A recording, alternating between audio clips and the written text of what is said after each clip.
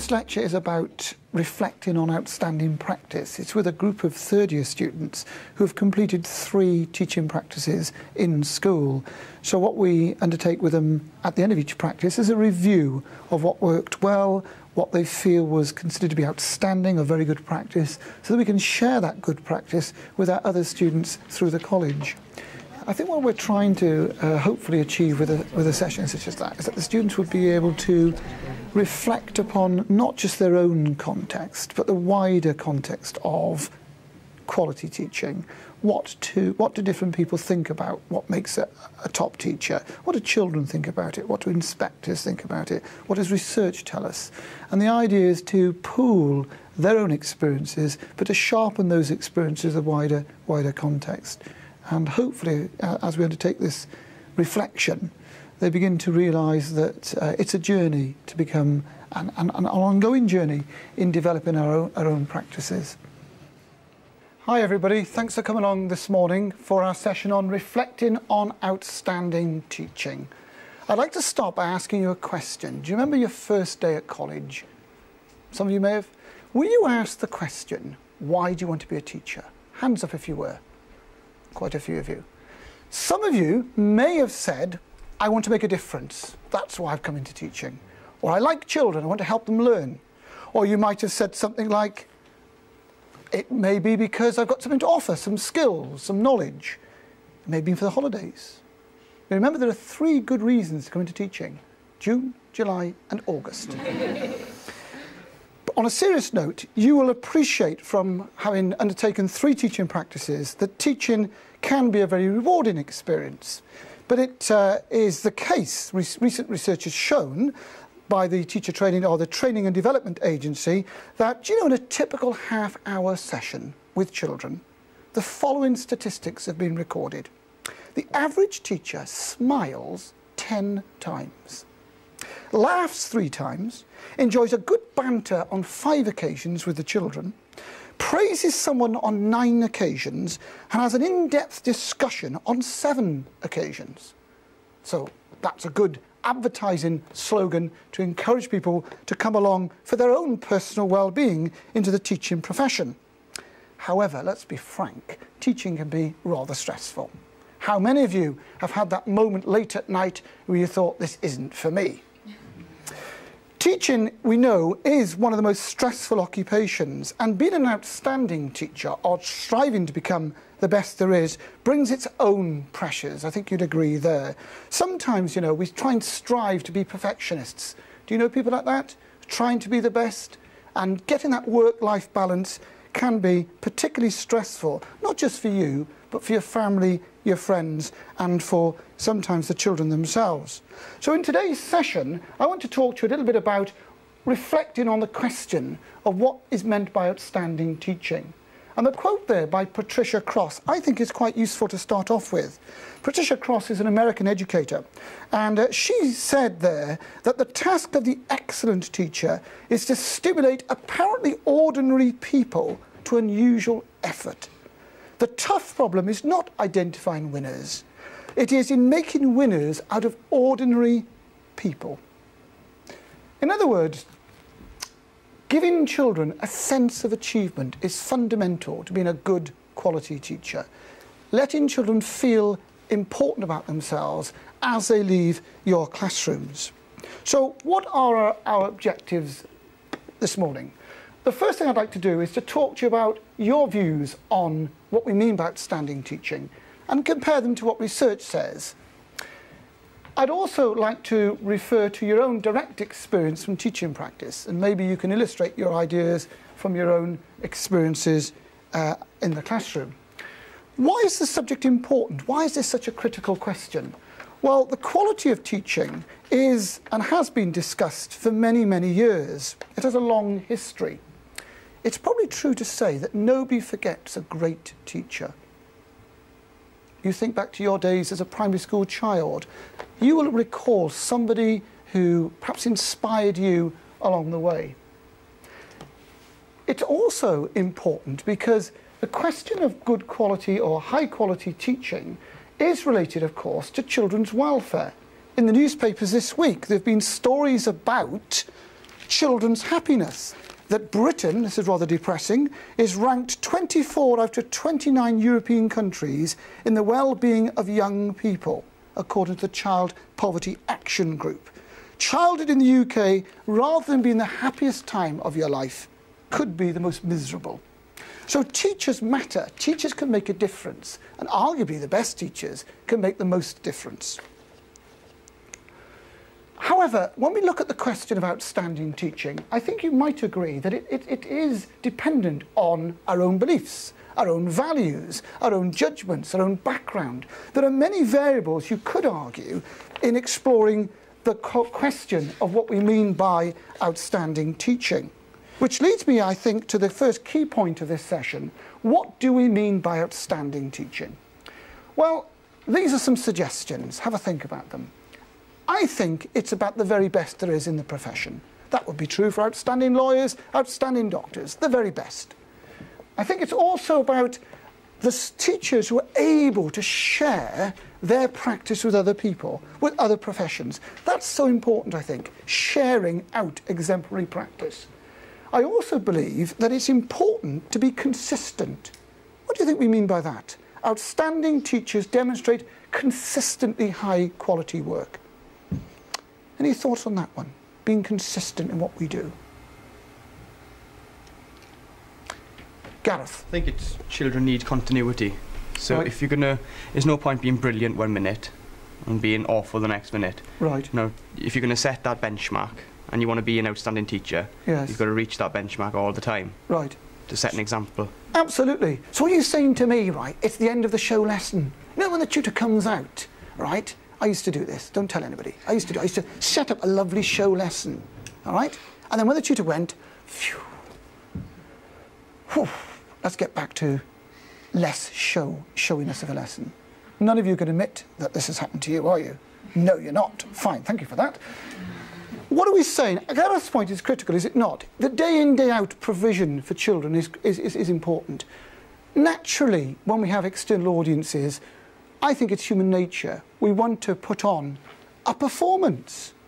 I think we do that by nature, do we not? If you have inspectors in your classrooms or external examiners, and maybe there's nothing wrong with that. And to be honest with you, the excellent teachers, you cannot burn yourselves out. Can you really provide high quality teaching every hour of the day, 5 days a week? I'm asking you a question. I'll let you reflect on the answer to that. Okay, what else can we say in this opening point? Well, perhaps the last point there about the climate that we create is important. You know, the best teachers, I think, don't focus on themselves. Who do they focus on? The children, don't they? And the shift in culture, moving away from the teacher to what the learner gets out of a session, is fundamental in our measurement of what makes high-quality teaching. Let's break this up for a moment, shall we? If you had to make a quick list, 20-second exercise, chat with the person next to you and just note what comes to mind when you think of the very best teachers. What key words come to mind? Just a little break. Understanding each other. Being interested in what they're interested in. Okay, guys, who'd like to share with us their immediate thoughts, word association? Any ideas? Okay, Gemma. Sort of dedicated, I would say. Dedicated. Enthusiastic. Absolutely. I think that's an important word, enthusiasm. Thank you, Gemma. Kieran? Reflective, like reflective of the children's learning, but also of their own teaching performance as well. Right. Why do you think that's so important, Kieran? I think if you're critical of yourself, then you know, you can provide the best possible opportunity for children to learn. And if you think you're doing a good job all the time, then there's obviously something wrong in that respect, because you know, there's always faults in your own performance, and there's always faults with the children, and they always have to, you know, progress as well. So. Absolutely. And having had the privilege of seeing you teach, I can say to you that, you know, you're a very highly reflective practitioner yourself. And I think that self-critical element is very, very important. Not always easy, though, is it? And we'll talk about that later on in the session. Okay, if you were to ask this question to teachers, to children, what kind of responses would you get? Well, you'd get, I mean, these are typical words that are used by experienced senior mentors on courses that we've provided. Refreshing, I like that word. It's refreshing to be in the company, in the presence of someone who is enthusiastic, as Gemma said, who is dedicated, who is committed. Inspiring. Have you noticed with the qualified teacher status standards, there's one slipped in, that you're expected to do what? Have you noticed this? With regarding inspiring. Anyone notice that it's in? Yes, Joanne? It asks you to, if they can inspire and motivate children to learn. Yes. I read that quite quickly when it first came out, and I thought nothing of it. And then I thought, hey, hang on a minute. What does it mean to inspire?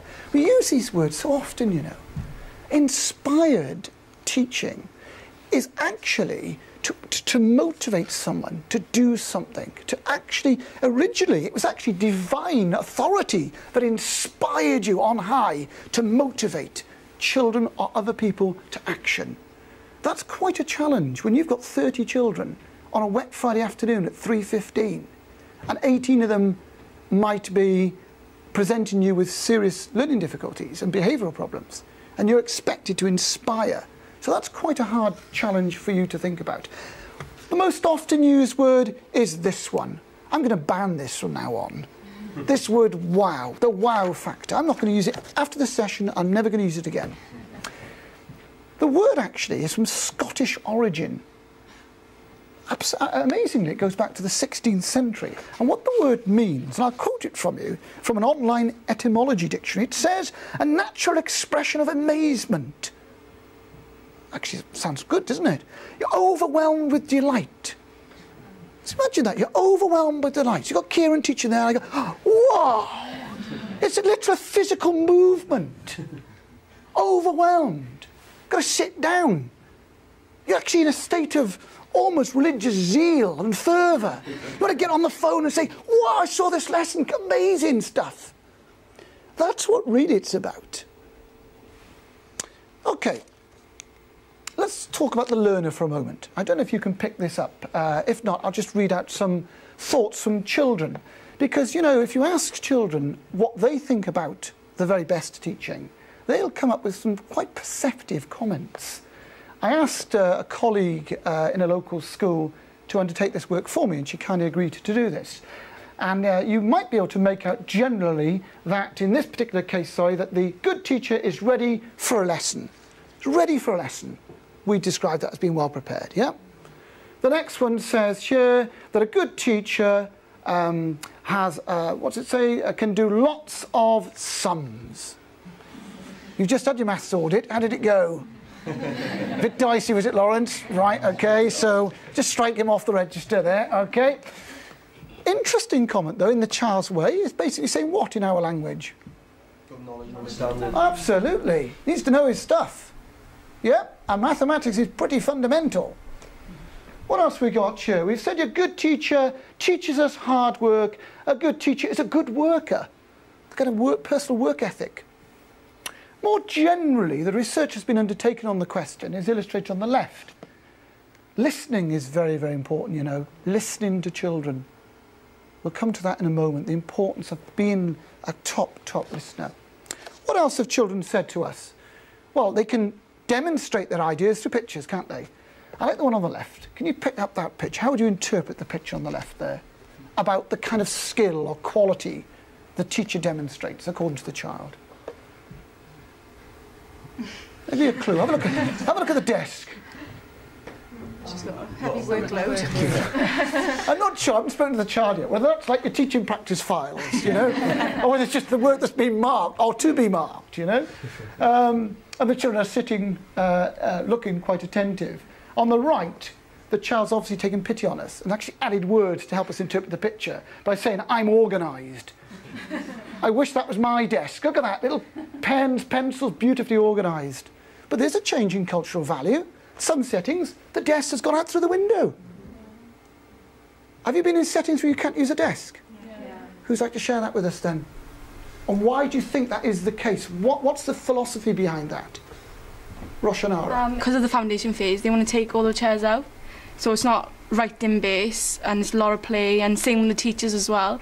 So they can see that the children can see it's not all about writing, it's play-based learning. Right. And it's not about marking. Marking can happen by observing. Yes. They don't need a table to mark anymore. No. So that's the ethos of the foundation phase. So Right. it's about observing, watching, listening. As you said, it's important. So Yes. everything like that. So actually your point, thank you for that, Yeah. is in a way, the actual furniture that we have and how we organise and arrange and use it has a bearing on people's perception of the quality of teaching. Is that what we're saying, really, isn't it? Okay, let's look at a couple more of these. On the right-hand side here, we've got the issue of being fair.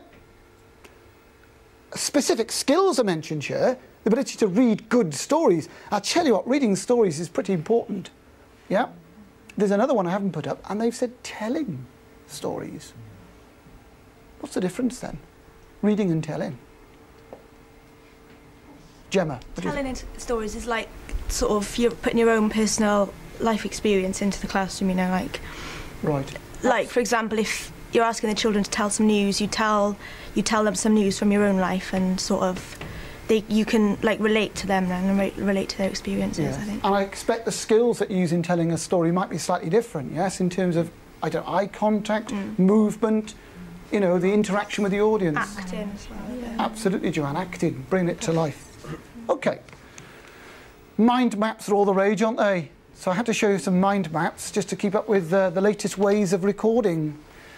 In this mind map, what we've got here is lots of ideas. I don't know if any you'd like to comment on in particular, but can take nonsense is an interesting one. Someone who shows you what they mean. What's that really about in our language? Good explanation. Good explanations, yeah. Someone who understands you. Brainy.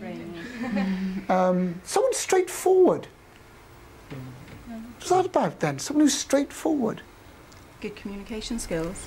Absolutely. Joanne, had a thought? I think it's making sure the boundaries within the classroom are clear, everybody knows them, and you stick to them so they always know where they are with you. Yes, yes. That's a very important point you make about being consistent. Artistic, sporty teacher, someone you can rely on, and so forth. Not a bossy teacher. Sorry? Right, okay. You've got that one on your table, and what I'd like you to do now in pairs, have a look at the mind map, and this is the challenge. I'll give you a minute to do this exercise. You've also got the Qualified Teacher Status Standard sheet, you know, the one you really love looking at.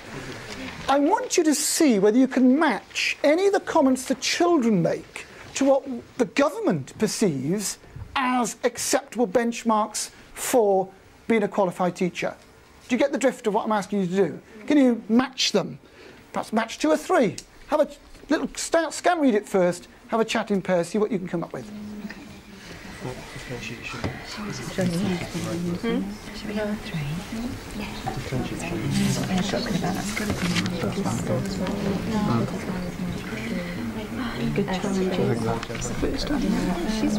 Okay, anyone like to suggest whether there's a match between what the child has suggested makes a good teacher and what the actual qualified teacher status requires us to demonstrate?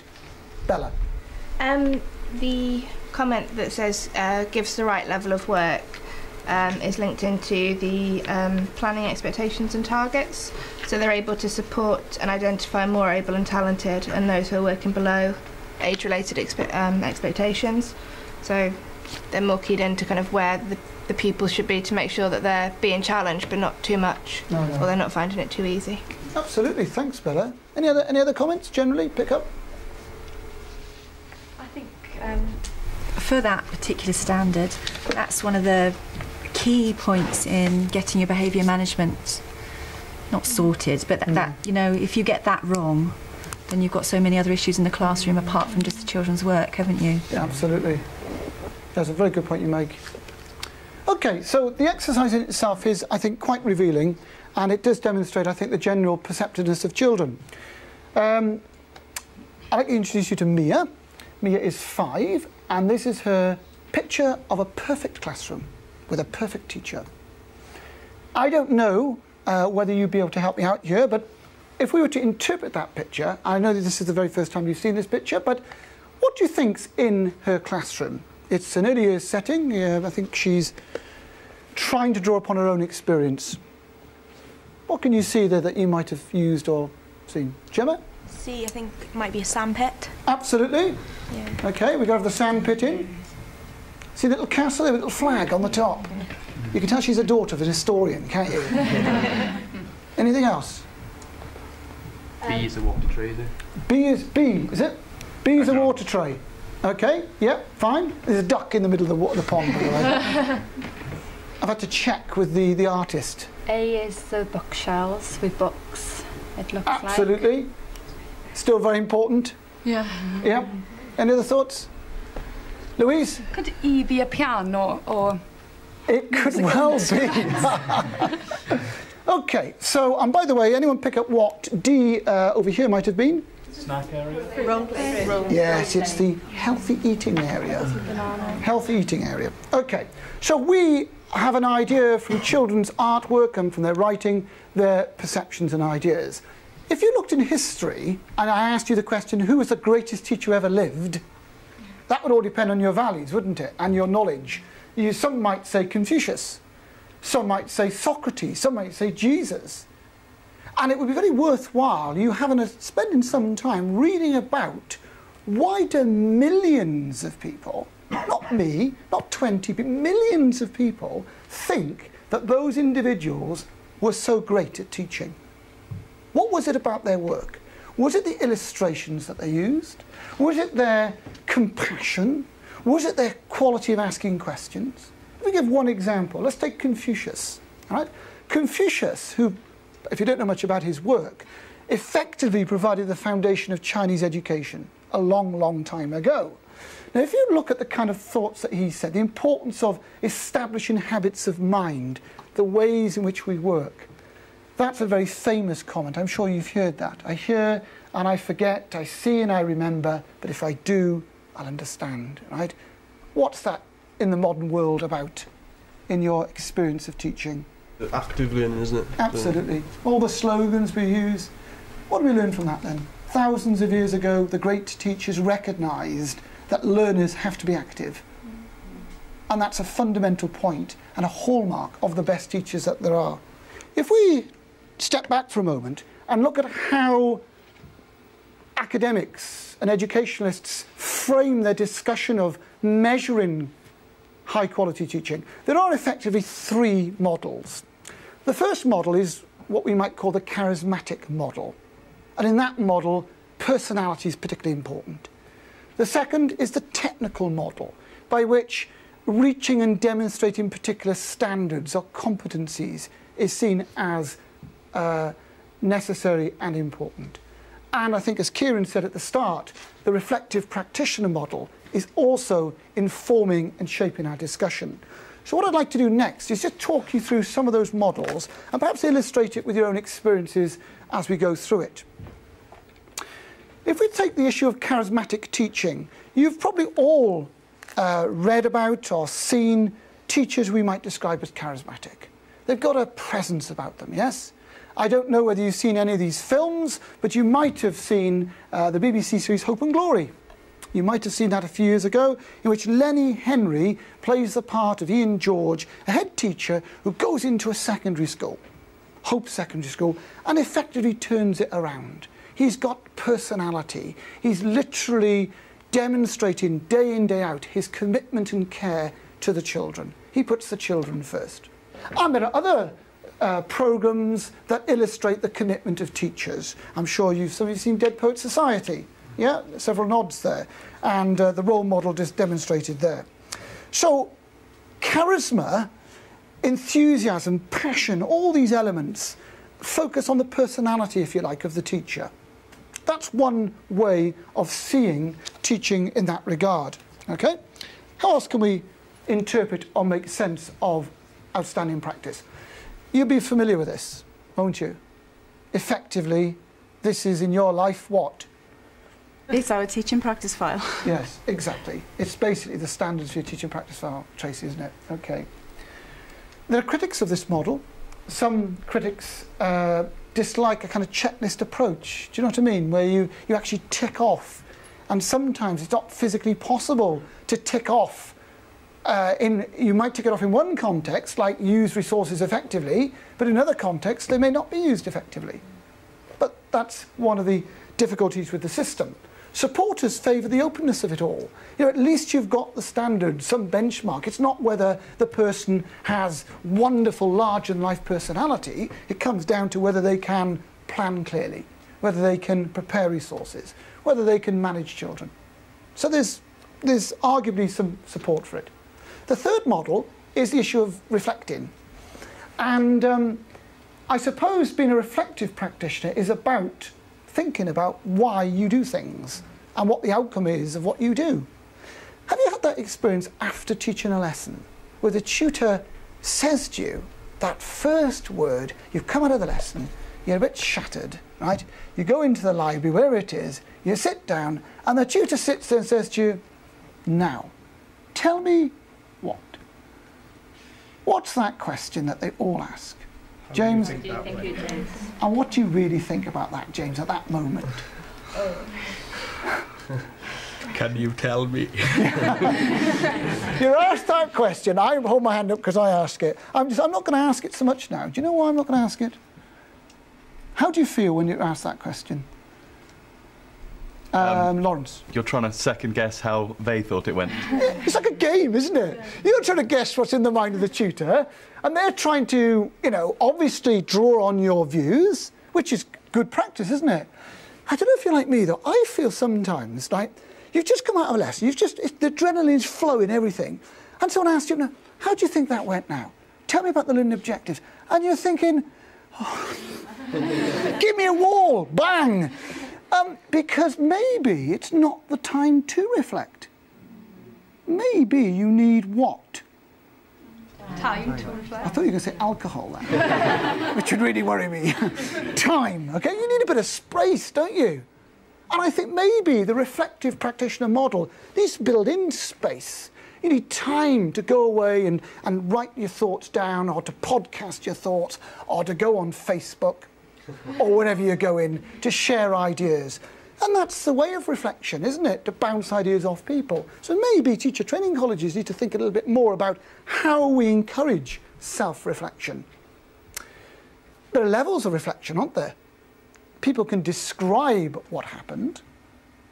People can, take a step back, and some people actually describe what they think happened in a lesson, as opposed to what actually happened. Yes, there are different levels there. Okay? Some people are able to reach the level of reflection where they can identify their strengths and areas of development, and they can do it almost, I don't know about this might seem too radical to you, but sometimes you can reflect without writing anything down. You can actually say, some people are so kind of aware, they're reflecting not after the lesson, but in the lesson. How does that work then? You're actually reflecting in the lesson. No, maybe something's gone, the PowerPoint's junk. How do you reflect in action? Joanne?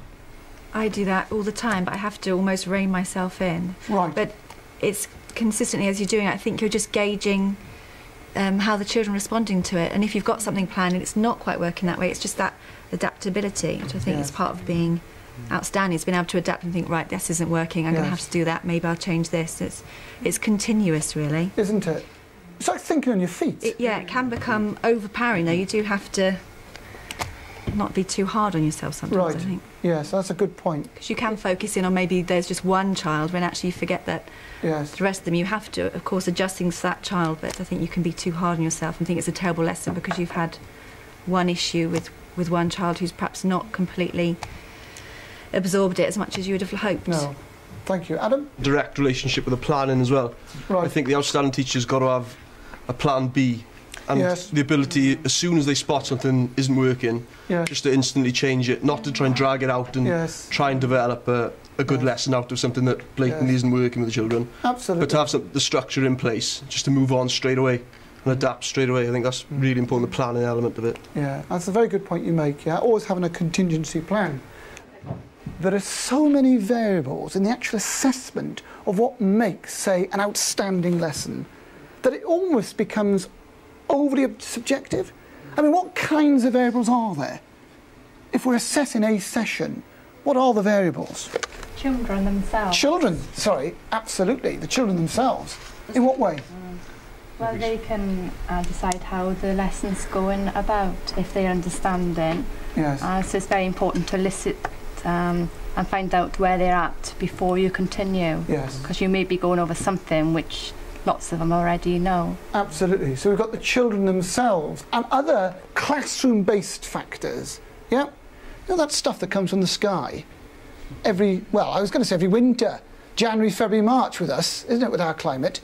How many of you have been in that experience? You thought everything was planned beautifully, you had resources, you had humour, and it starts to snow. Oh, there's a dog in the playground. Why does life stop for a dog in the playground? When you want to talk to them about frog spawn, or you want to get across how you compose and make electrical circuit, and the kids go straight to the window. It's just me then. I'm sure it's happened to you, okay? Environmental factors beyond your control. That doesn't make you a poor teacher, does it? If you don't meet learning objectives. Would you agree? You've got to be adaptable and move with the circumstance. So obviously one of the things we need to think about then is trying to encourage children to take responsibility for their own learning, asking them to think how they're getting on, what they might improve upon, what their ideas are about their difficulties and so forth. And I suppose in a way it reflects a slightly changing culture from the teacher as transmitter of knowledge and as teaching per se to more of a facilitating role, a structuring role, a supportive, a scaffolding role, which many of you will have picked up in your early years training in particular. And I think these kind of developments are reflecting that change, the movement from the teacher to the learner. Interestingly in assessment, if you ask pupils how they interpret comments, it's quite amazing. Some of us may have written things like, I don't know, you might use ticks and you might give comments, and we perhaps don't give constructive comments and targets. Children have said things like a tick means he probably likes it. That's the way they interpret a tick.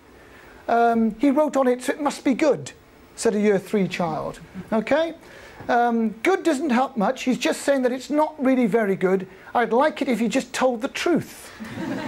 It's alarming next time when you start teaching now in September. Okay? Smiley faces are for working hard. Neat handwriting, spelling, and putting the date right. What do we learn from that? What do you learn from that? Reflecting on those comments. What might you do differently in the autumn term when you add comments to children's work? Louise? Sometimes they don't, well, from my experience, they don't tend to even read what you've written anyways. Right. It's better for you to actually do it either whilst they're doing the work, because they learn more from that anyway. You're spot on. You know, assessment for learning, the more you can do with the children. You know, the word assessment literally meant to sit alongside. That's what the word meant. It meant you actually sat alongside somebody and gave them support. And as Louise said, the more you can do that in the session, the better. Obviously, there are issues regarding organisation of learning in that regard. What I'd like to do at this stage is to just talk to you a little bit about what inspectors think, because you've come to the end of your course. In the next few years, you'll be inspected, whether you're in England, Wales, Scotland or Northern Ireland. What do they have to say about outstanding teaching? Well, Estyn, the inspectorate in Wales, define it as a journey rather than a fixed point. It's quite a good one. It's ongoing. It's day in, day out. It's not, you don't reach the top of the mountain and you've got your prize. I am an outstanding teacher. Life's not like that. You have your ups and downs. It's a journey. I know that's often used as an expression, but it's a useful one. And little Tom is trying to illustrate to you on any journey in life, if it's across the garden, you hit bumps. And sometimes you've got to look back, haven't you? Yeah? And sometimes you've got to step back to go forward. In Northern Ireland, the inspectorate talk about characterised by excellence. In other words, there may be ups and downs, but generally as a characteristic, we're seeing the best practice.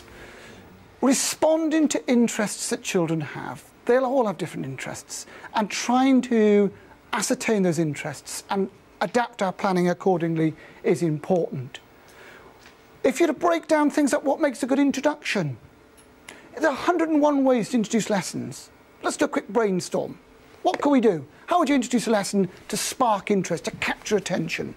Ideas? Anybody? What kinds of things could you do? Tracy? Animation.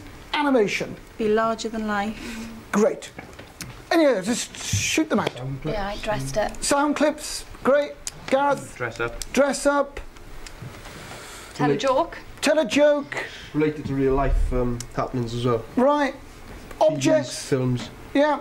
Who's got a coin in their pocket? I know you're students and you've got little money. Get a coin out of your pocket.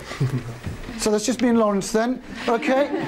In a coin, on a coin, teaching a history lesson on the Tudors. And you might say, what about the coin? Well, FD's on every coin. Should be if it's legal. Okay. FD, Faith Defender. Faith Defender, who was the Faith Defender? Anyone recall? We said this in the first year. Henry VIII. Okay, there's your link to the Tudor period. You can use whatever's around you, can't you, to spark attention and interest. The body of a lesson. Enjoyment is crucial. Appropriate methodology. What about the language model that we use? You know, sometimes we need to think more carefully about not just what we say, but how we say it. You know, who do we speak to? Does our attention focus just on 2 or 3 children? Have we got peripheral vision? Are we picking up children further afield? How do we speak? Do we speak at an appropriate pace? Do we change our voice? I don't want you to mention names, but how many of you have been in the room with somebody who speaks at the same sort of tone and does... Right, I think we better move on then, okay? Just in case you share the experience, but you get the drift, don't you? Communication skills are important. Classroom management skills, a wonderful quote to think about as we come to the conclusion of this session. If a doctor, lawyer or dentist had 40 people in his office at one time, all of whom had different needs and some of whom didn't want to be there and were causing trouble, and the doctor, lawyer or dentist without assistance had to treat them all with professional excellence for 9 months, then he might have some conception of what classroom teachers do. I think sometimes the teaching profession gets knocked very hard. And you know, we are a profession. You are the gatekeepers in a sense. So you're the guardians of children's development in school. And it is a wonderfully rewarding career, but it's challenging. And maybe other professions would need to recognise that it's not always easy, as that still photograph shows, to keep your eyes on every child. The final area I want to talk about as a way of conclusion are the professional values you need to demonstrate. We've already seen that this should underpin everything that we do, and the best teachers demonstrate high expectations for everybody, not just the more able children, all children. You expect them to achieve as best they can in terms of their potential. For yourself as a person, it's about your continuous professional development. You've come to an end at one phase of your education. It's initial teacher training.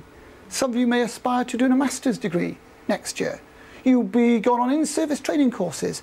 You haven't cracked it, have you? You'll never crack it. No one will ever crack being an outstanding teacher. And I think that leads me to a very important point. You know, the best teachers are humble. You know, they're humble. They don't shout from the rooftops. Have you met people who are loud and proud and think they're better than they are? The best teachers are very humble people who often, when they're in professional contexts, keep themselves back. They don't shout from the top of the houses. In conclusion, what I'd like you to think about is that one comment by Carl Jung is, I think, very relevant. He says that when one looks back with appreciation to the brilliant teachers, it's with gratitude to those who touched our fellow human feeling. The curriculum is so much raw material, and the development of the curriculum is such you can move around with it this day and age. It's becoming far more flexible in terms of its requirement. Warmth is the vital element in the growth of a plant, and that's so much true for the growth of a child.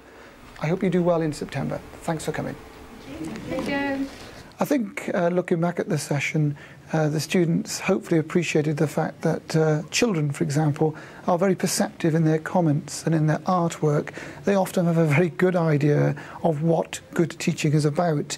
And I think, particularly in this day and age, it's important for students to recognise that listening to what children have to say is vital to their own career development. So I hope that they've latched onto that important concept. I hopefully also think that they've addressed the importance, or they're aware of the importance, that reflection isn't an easy thing to undertake. You know, sometimes you need time and space, and often there are no straightforward answers to what makes a good teacher. Some people will say that there are so many variables, there's personalities that come into play, and even the very best teachers will have poor days, they'll have days where they have ups and downs, and that it is only the first phase of their career. It's an initial education. Hopefully they'll develop the idea that, you know, they will go on to continuous development in future days.